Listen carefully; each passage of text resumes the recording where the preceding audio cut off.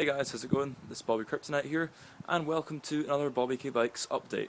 Today I'm going to be talking about an interesting project of mine, and so first of all, I'm going to show you this Peugeot. It appears to have started raining just as I've started filming, but I'm determined to film this, so if I'm going to get rained on, then I'm just going to have to be rained on. This Peugeot, it's a Peugeot Record du Monde racing bike from the late 70s, early 80s. Bright red.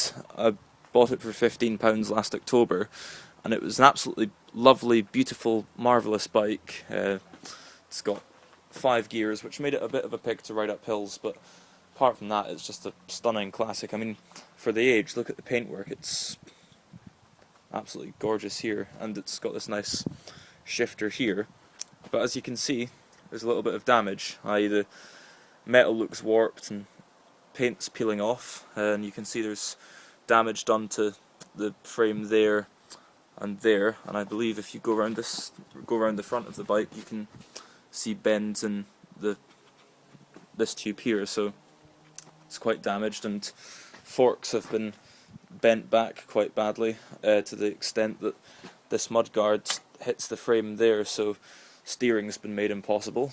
It all happened on the 1st of February. I was riding the bike home from a lecture, excited to go home for the weekend, and I came down a hill which kind of wound round, and it was a wet day, and you know with these old racers that the brakes are never good in the wet, and at first I thought that perhaps I could have stopped this from happening by taking better care of my brakes, but there's actually plenty of rubber left on there, so it's just, despite the textured rims and that, the brakes just failed to work completely. I had them fully applied and the bike wasn't slowing down at all, and there were people walking up the path towards me, so I was in danger of hitting them, so I just had to swerve off the path, and I hit a really big tall tree, and so the bike went up onto its front wheel. The front wheel, I still have it, and it's not actually buckled, it's perfectly straight, which is weird despite it being the first thing to hit the tree. But the bike kind of went up onto its front wheel, and the steering spun me round, and I hit my left shoulder really hard in the tree, and then my kind of head swung like that, and I hit my head off the tree. So kids, if you're watching this, don't laugh at your parents when they say wear a helmet, just do it. It saved my life, it could save yours.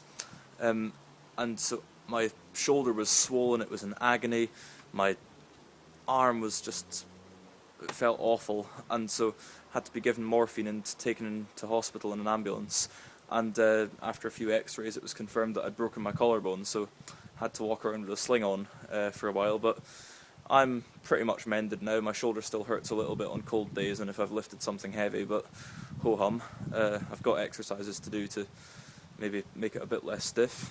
But as for the bike, I don't think much can be done for the bike. I think with this it's a case of sorry Dobbin, I've got to shoot you, because my neighbour said that, as you can see here, there's no kind of crude welding spatter around there, which suggests it's maybe a more specialised technique that's been used to put this frame together, so heating it up and bending it back into shape might actually make the frame fall to bits, and any sort of mending of the frame will certainly make the metal weaker.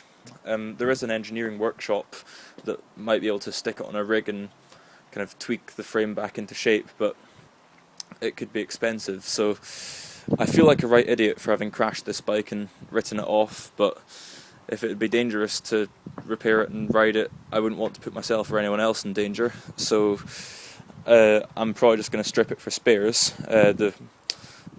Or if there's any purists out there who think this is worth saving, you're welcome to buy it off me. I paid £15 for it. It's obviously not worth that since it's been crashed, so make me an offer and I'll be happy to sell it to you. But if I do strip it, I'll probably sell the wheels or give them to the Team Banana. I'll keep those wing nuts certainly because I quite like them. I'll bash the dents out of that and stick the mudguards on another bike. But I've got some big plans for the crankset, the handlebars and the seat. I'm going to make a monstrous freak of bicycle nature. And what frame do you think I might use for that? There's something kicking about in the corner over there. Do you want to go have a look? Of course you do. This is the frame of a 1978 Mark II Chopper. Bought it on eBay when I was 13.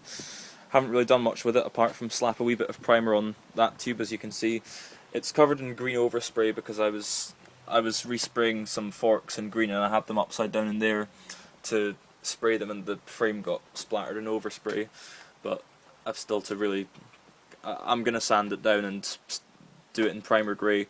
Not sure if I'm going to bother with a colour at this rate. I've got a rear wheel, I've got a front wheel in bits, I've got brake calipers, and I've got forks, and that's it. That's all I've got of this chopper. And the sissy bar and the rack have always been kind of seized. I've never been able to get them out. I think I'll just build something that's mechanically sound and protected from rust that I can ride around. I'll maybe call it Francine or Frank or Francis, any kind of name that sounds a bit like Frankenstein, because that's essentially what it is. It's a bit like the Tokyo Drift Mustang of the bike world. You've got the mechanical and important bits of a written off performance machine going onto a forgotten about project vehicle to create something wondrous. So that's a little plan I've got going. Tell me what you guys think, and once I've stripped everything I want off this bike, what's left that I won't use will be for sale, so get in contact if you want anything. So yeah, I'll be creating a sort of unofficial Mark II Sprint GT chopper. Maybe I might even do it in the same shade of green that the overspray's on. Although, that said, the little bit of primer I slapped on there with the overspray on top actually looks pretty cool. It looks like a sort of 90s paint job like on the Raleigh Mustang and the Raleigh Compact bikes. But yeah, so what do you guys think to that? I know there will be some Peugeot racer and chopper purists who will be seething and beginning to fume and say that this is sacrilege, but hey, it ensures the death of one bike isn't a total waste, because the parts are going to save another bike. So there we go. Anyway, I'll keep you posted with this little project. Hope you've enjoyed this, and I shall see you in the next video. Tatty bye.